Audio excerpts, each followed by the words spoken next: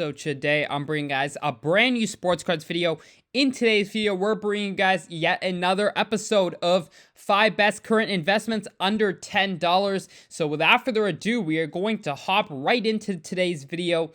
So the first pick we do have is Jamal Murray's Optic rookie card from 2016 Optic, first year Optic. Now, as you guys know, Jamal Murray this postseason is back and healthy, and he is a playoff performer. We've already seen a big 40-point game from Jamal Murray, and the Nuggets are cruising past the Minnesota Timberwolves. This year the West is a lot more wide open than it has been in the past. We could potentially see the Nuggets either this year or in the next coming years make a real run in the Western Conference. Of course, they've got Jokic, MPJ, and Jamal Murray all healthy finally, so I think this is definitely a great sign, and we could see the Nuggets make a deep run this season. And given Jamal Murray's cards are extremely low pop, this was before all the years of overprinting.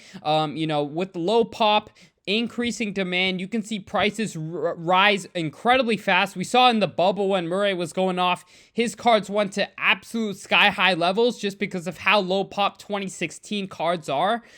So I think there's some good upside here, and his prices are so depressed right now that you can get a first-year Optic rookie card of his and a PSA 9 for under $10, which is pretty crazy to think about. So I definitely think there is a great amount of upside in Jamal Murray's card market right now. Now, without further ado, we are going to hop right into our next pick, and that is going to be DeMar DeRozan. It's probably going to surprise some of you guys because, of course, the Bulls are nowhere on the map right now, but I do believe that DeMar DeRozan is going to get traded this offseason. I do believe we're going to see DeMar DeRozan switch teams this offseason. There's a lot of talks for the Bulls to blow up this whole, team right now. Of course, they've had Zach LaVine, DeMar DeRozan, guys like Patrick Beverley, of course, an injured Lonzo Ball.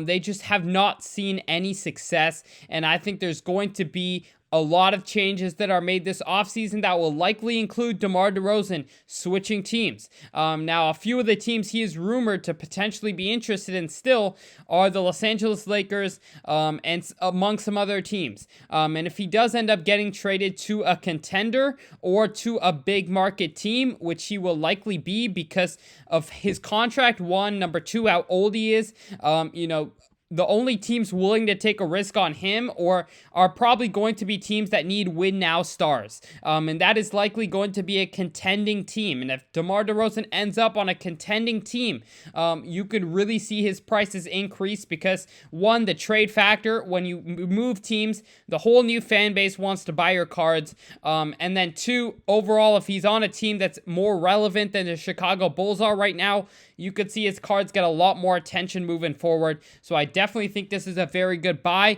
for this offseason. Now, without further ado, we're going to hop right into our next pick, and that is going to be Trevor Lawrence. I know there's a lot of people hopping into Trevor Lawrence's card market this offseason, as I had predicted. Now, I do believe that Trevor Lawrence's low-end cards are going to see a good bump. I think just the sheer amount of people buying up Trevor Lawrence rookie cards right now is going to cause a bump in the floor of his prices. As we saw with Justin Herbert last offseason, I think we are going to see his Optic rookie cards go from around $10 to probably around $20 to $30. If Trevor Lawrence can keep this up and the hype can continue leading into the season.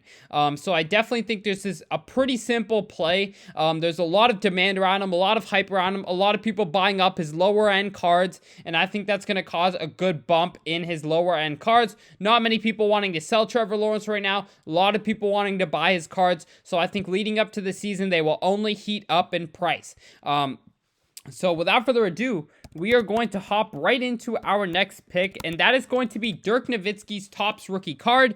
Now, as you guys know, Fanatics is coming in to the market, and they are starting their marketing of the sports card hobby, and their marketing is going to be global. And I believe what's going to happen is that a lot of basketball cards in general, I believe basketball is going to be the main sport that becomes incredibly global. I believe there's going to be shows that pop up across Europe, Asia, and other continents. And I do think when that happens, guys like Dirk Nowitzki, Legends of Europe, probably the best European basketball player of all time. He's going to see a steep increase in his demand, and his prices are going to rise. He's already one of the all-time greats, and you can find his top rookie card for just as low as $10, which is incredibly surprising to me and probably incredibly surprising to some of you guys out there.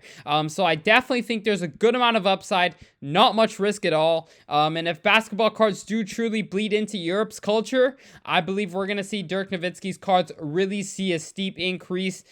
So without further ado, we are going to hop right into our next pick, and this is going to be a very similar one to Dirk Nowitzki, and that is going to be Pau Gasol.